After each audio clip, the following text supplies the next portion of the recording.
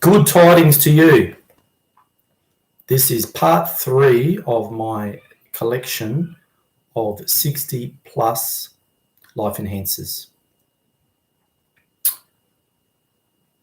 Why you should always nasal breathe when exercising, talking, walking, or whatever. The reason I'm teaching you this is so that you understand the absolute importance of nasal breathing throughout your entire life whenever possible. Mouth breathing should be kept as an emergency measure in case of an absolute nasal blockage, given that breathing is the single most important thing that we do in the short term, and maybe for swimming. The rationale for this is long and complicated, but essentially the nose was put there by God, if you happen to be a believer, such as myself, or nature, by evolution, for a reason. The nose is pretty big. As you can see, mine's pretty big. I don't think it was put there for decoration. It's not there for hanging jewelry on. It's not there for decoration. In fact, it's actually quite inconvenient because, of course, as many young school boys know from the playground, they can get knocked around a bit, and it's pretty painful for busted noses and the like. The reason that it's there is as a filter. It's designed for breathing. So use it for breathing. It has special mechanisms inside the nose, special filters, follicles that are specifically designed to bring in oxygen. It is designed to bring it in a certain rate, in a certain way. We don't want to bring too much air in. It's not about, oh, gee, I wish I could breathe more or breathe less.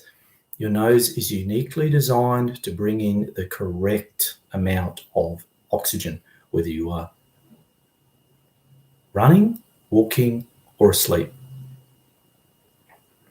The nose even has magical properties, such as producing nitrous oxide, which is essential. I'm not a medical doctor, and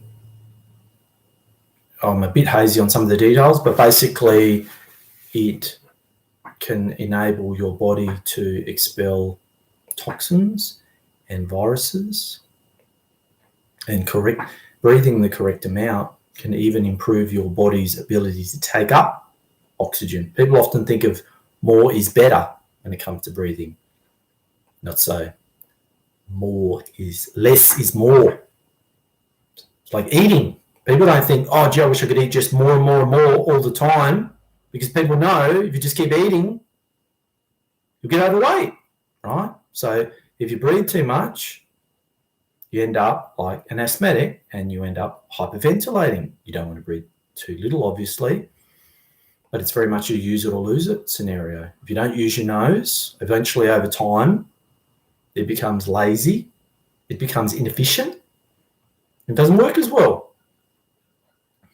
I don't know about you, but once you become, I found once I became more attuned to nasal breathing, I could hear it more often.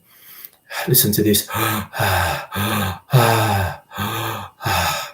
Does that sound inefficient or efficient? I think that sounds inefficient. Nasal breathing, very difficult to hear, imperceptible. Listen to someone snoring at night. Believe me, I was a chronic snorer for 40 years. And I was very unpopular with a lot of people over many years. It wasn't funny. It wasn't a joke. They didn't think it was funny that I was waking them up in the middle of the night with my snoring. And the joke was on me ultimately, because I was the one that paid the physical price for that. So how do you go about nasal breathing? Well, just breathe through your nose. Make an effort. It's hard, particularly at certain times of the day, when you're talking, giving speeches, going for a run. People will often rationale, well, I need more exercise. I'm exercising, I need more oxygen to be brought into my body. No, not so much. If anything, you need to teach your body to get by on less. It's almost like altitude training. Every time I go for a run now, I deliberately reduce and control and vigorously control the amount of breathing in and out of my nose. I never breathe in, never breathe out through my mouth under any circumstances during exercise. It's almost like a altitude training. It's training my body, training the mind to get by.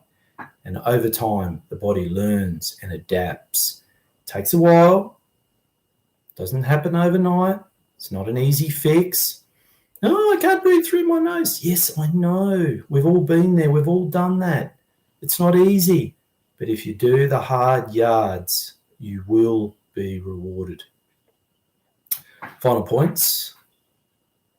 There's some excellent research. I think it's Nesta, wrote a book, The Lost Art of Breathing. They're a famous yogi that are able to heal themselves through breathing. And like with a lot of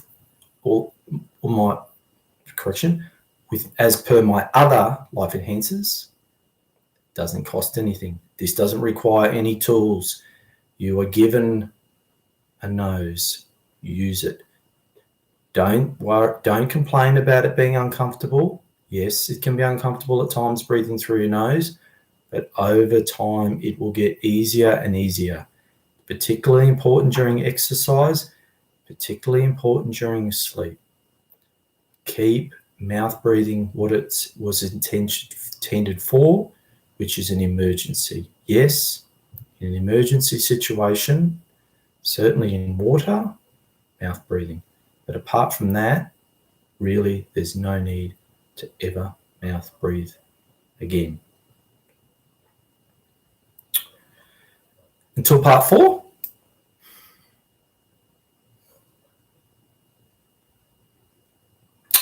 Goodbye.